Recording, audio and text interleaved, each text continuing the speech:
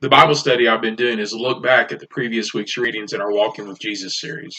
I'm going to continue that study. So don't be confused when I reference a date that's a week earlier. It's on purpose.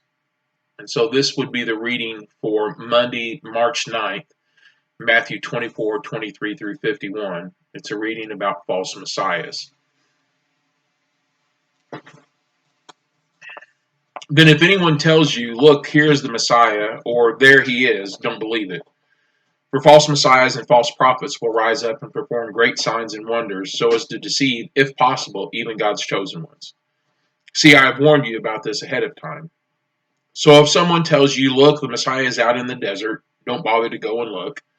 Or look, he is in hiding here, don't believe it. For as the lightning flashes in the east and shines to the west, so it will be when the Son of Man comes. Just as the gathering of vultures shows there is a carcass nearby, so these signs indicate that the end is near.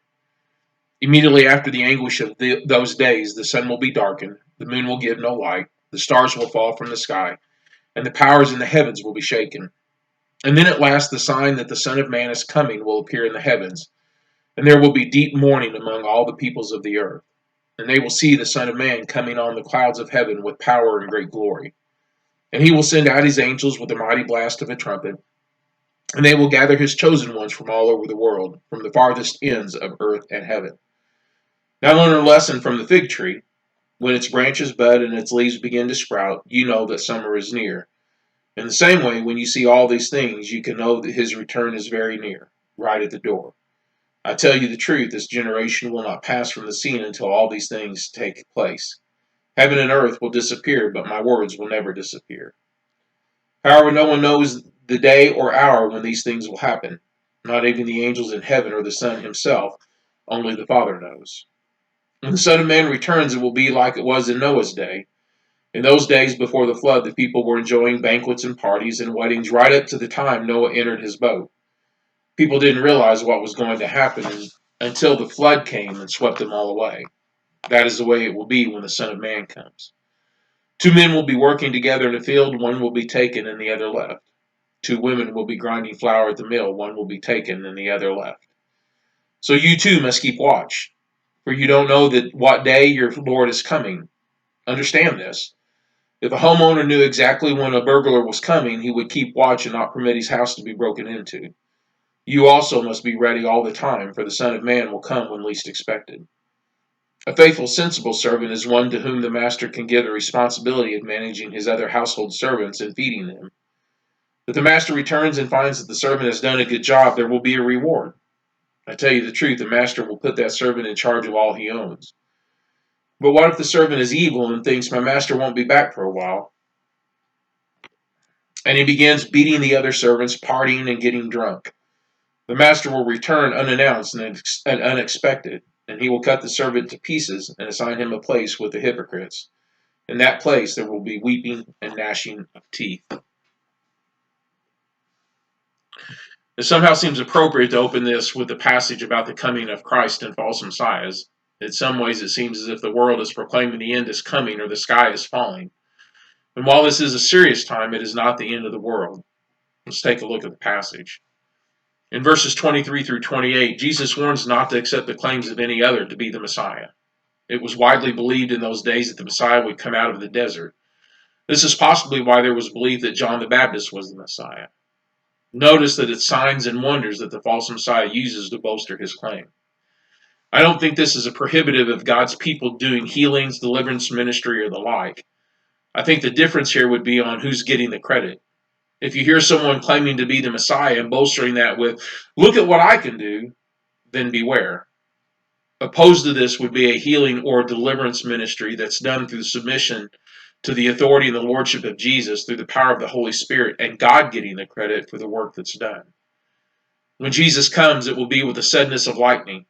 It will be as unmistakable as the knowledge that when you see buzzards, there's a carcass. There's a word of warning here as well for us to not get anxious about the coming of the Lord. Just because Jesus has not come back yet does not mean that he's not coming and that we should be looking for the Messiah when he is not. Verses 29 through 36. There will be much suffering and pain before Jesus comes back. part of which Jesus speaks of is the destruction of Jerusalem. For the Jewish believers, this destruction would seem to be an immediate precursor to the return of Jesus. But when Jesus comes, it will be as startling and immediate. As a result, the elect will be gathered together, and those nations will mourn at their coming judgment. Every generation since the crucifixion has been faced with signs that point to the coming of Jesus. Jesus could have come in any of those generations, including this one. But only the Father knows the time when it will actually happen. Neither Jesus nor angels knows the time, only the Father. Even though there is uncertainty about the when, there is a certain fact about his coming. Even though we do not know when Jesus will return, since we do not know when Jesus is coming back, we should be motivated to not wait or relax until we see signs, but rather to be ready every instant for his appearing.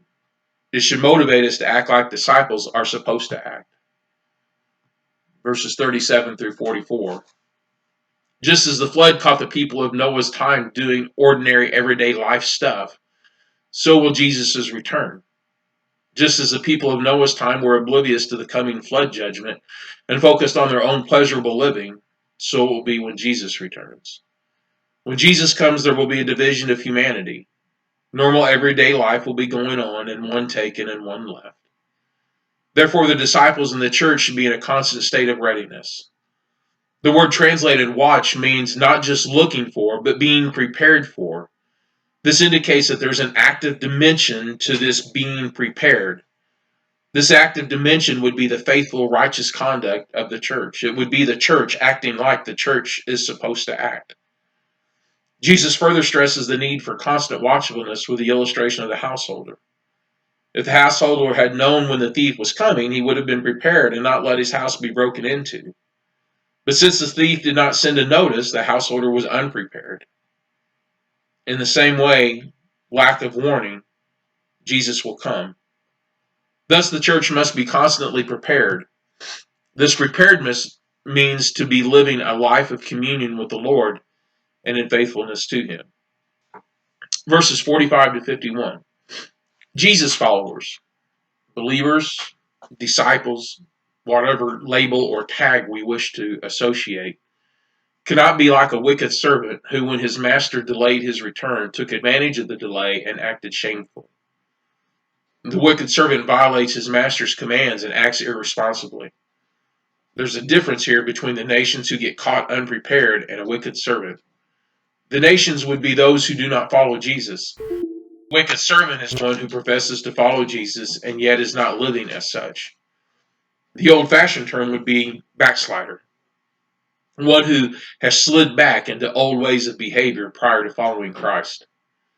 When this wicked servant gets caught, he gets punished and placed with the hypocrites. In Matthew, there is no worse group than hypocrite, and that is exactly what the wicked servant is. He's claimed one thing while his behavior is another. A faithful servant will be ready for the return of Jesus whenever it happens. This readiness will be proved out by proper ethical behavior of the faithful servant.